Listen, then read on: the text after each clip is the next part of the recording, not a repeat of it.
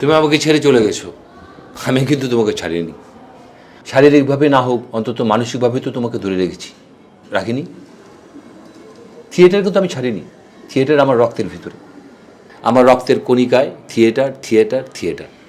এই রাষ্ট্র, সমাজ, দেশ, আমার পারিপার্শ্বিকতা, আমি সব কিছুই থিয়েটারের ভিতর দিয়ে দেখি এবং তোমাকেও দেখি। আচ্ছা, তুমি তো জানো আমি একজন পরিচালক, আমার কথা সবাই শুনবে, আমি সবার কথা কেন শুনতে যাব বলো?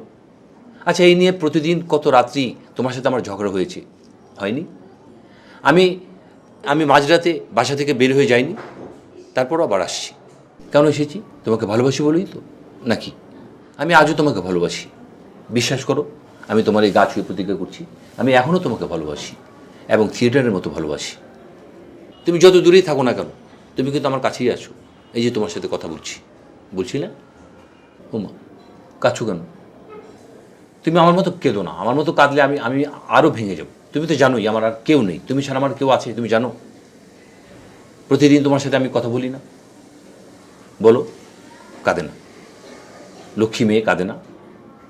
খারাপ লাগছে আমার এই কান্না দেখে? সত্যি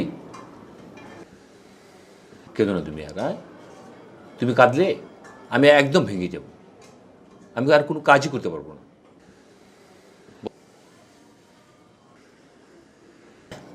আমার কান্না দেখে তোমার খারাপ লাগছে না? ঠিক আছে, আমি কাঁদবো না।